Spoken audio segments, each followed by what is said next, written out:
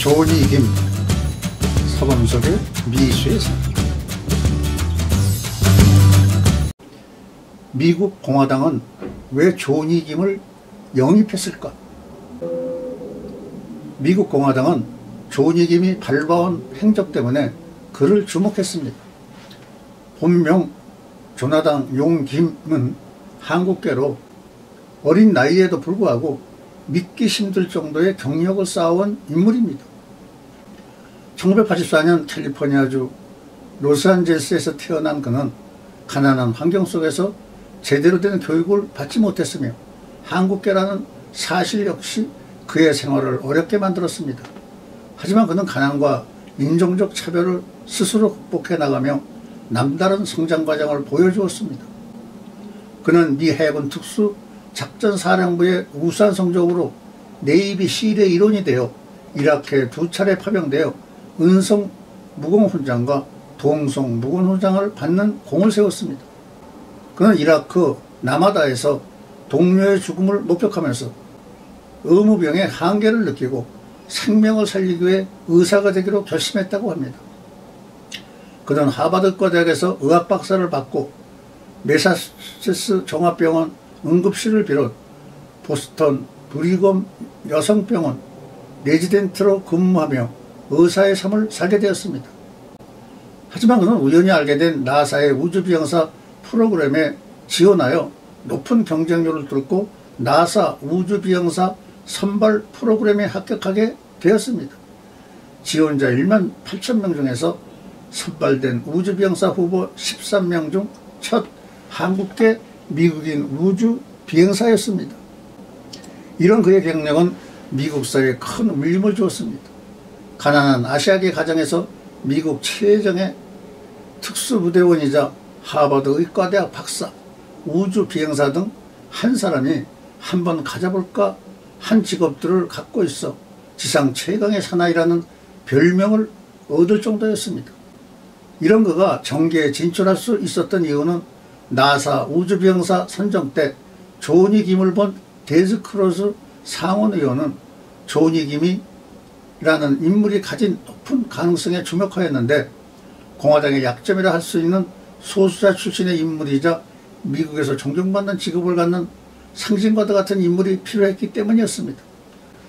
공화당의 적극적인 러브콜로 조니 김은 공화당의 제안을 받아들여 2024년 알데미스 계획을 완수한 뒤 정계에 진출해 한국계 이민자들과 소수자들을 위해 자신이 할 수 있는 것들을 해볼 것이라고 밝혔습니다.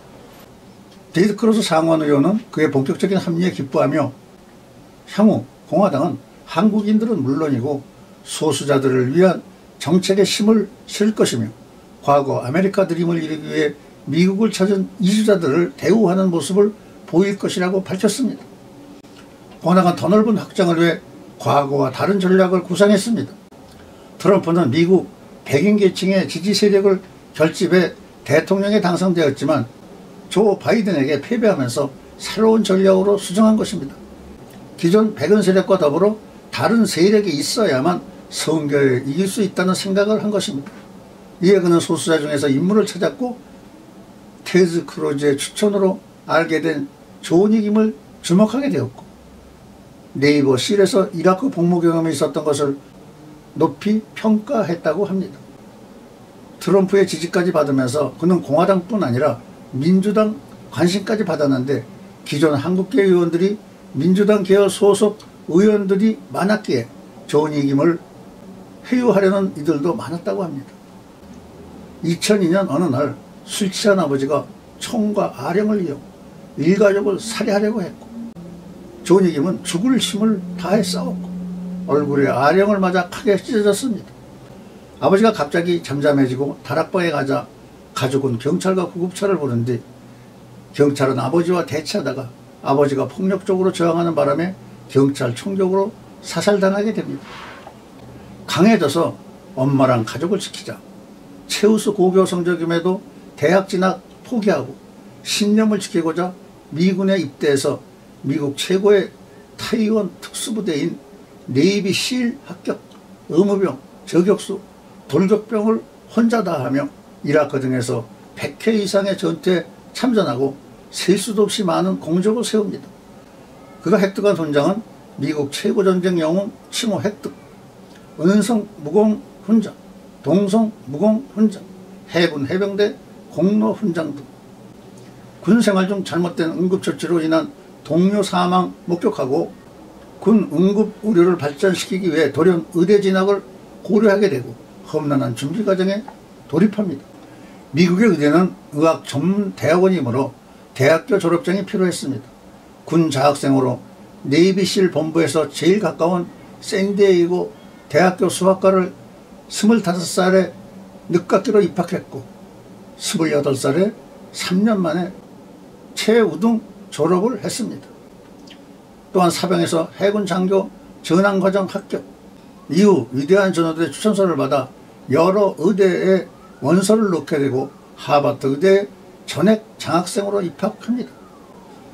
의대 졸업 후 해군 군의관으로 전환되었으며 하버드 부속병원 응급의학과 인턴과정 수료합니다. 2017년 군의관으로 일하던 도중 의사 출신 우주비행사를 만나고 더욱 원대한 비전과 꿈을 갖게 된 것입니다. 나사의 우주인 프로젝트에 지원, 1600대 1 경쟁을 뚫고 최종 합격, 2024년 달 착륙을 예정한 아르테미스 프로젝트의 핵심 요원이 되었습니다. 장기 거주형 달 유인 기지 건설 목적이며 때문에 특수부대 출신 응급의과 군의관은 반드시 필요한 인적 자원이었기 때문입니다. 우주인이 된 존익임, 가족을 지키기 위해 친부와 싸웠고 국가를 지키기 위해 슈퍼 솔저가 됐으며 동료를 지키기 위해 의사가 됐고 인류 미래를 위해 달기지 우주인이 된 것입니다. 그는 현재 나사 아르테미스 계획에 참가하기 위해 달 탐사 프로젝트를 진행하기로 한 인물입니다. 현재 2024년 재선에서 트럼프와 바이든의 리턴 매치가 확실시되고 있는 가운데 트럼프가 이길 것이라는 분석이 압도적으로 우세한 상황입니다. 2024년 트럼프가 재선에 성공해 다시 미국의 대통령이 되면 존익임을 부통령으로 지명하고 공화당 차차기 대통령 후보로 존익임을 선정해 한국계 미국 대통령을 만들겠다는 계획도 있는 것으로 알려지고 있습니다. 받은 이메일에서 전제 LA에서 최기혁